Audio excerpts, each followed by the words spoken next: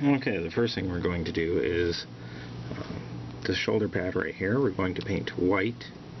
I'm actually using Astronomicon Gray as the base. You should never use full white because it's too bright. I only use it for extreme highlights myself. So we're just going to put a little Astronomicon Gray on my palette right here and add a little bit of water.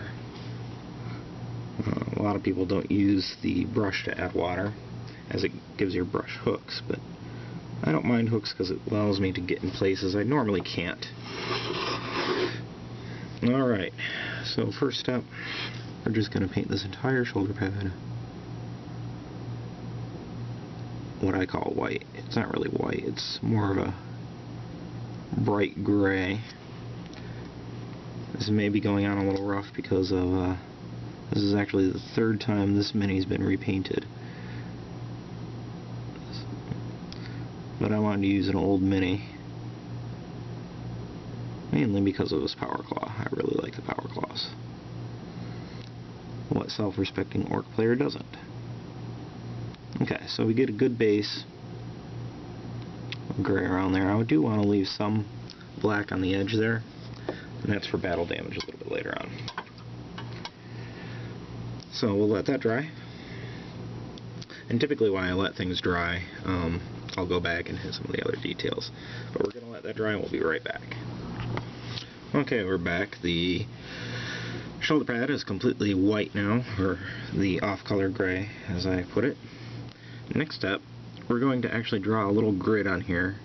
You can use a fine tip pen. I prefer to use the old-fashioned small paintbrush. What I'm doing is I'm just drawing lines on the shoulder pad, just like that.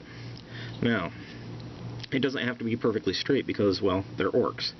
If you're doing something like Space Marines, yeah, I'd probably use a pen, simply because you want it nice and straight. But for orcs, you don't really need it nice and straight. Because, well, let's face it, they're not the best painters in the world. Okay, so now I got my grid. Now what you do is you go through and you color every other square black.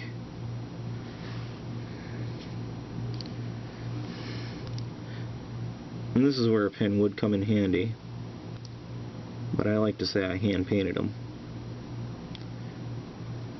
So that, and it gives more of an orky appearance.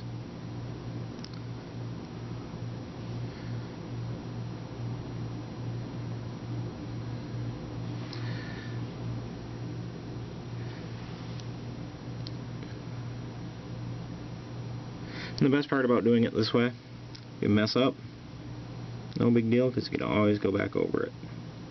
Always touch it up later.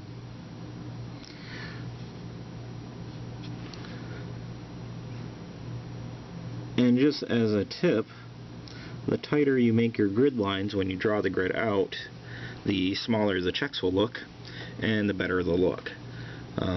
That's pretty much it. You can see it took all of like 1 minute real time to do that. So that's pretty much it for checks. So keep practicing, because that's the key to any successful hobby, is to practice. Myself, I taught one of my friends how to paint, and next thing I know, he's better than me, winning golden demons and such. Reason being, he practiced every night. So that's it. Painting checks is pretty easy.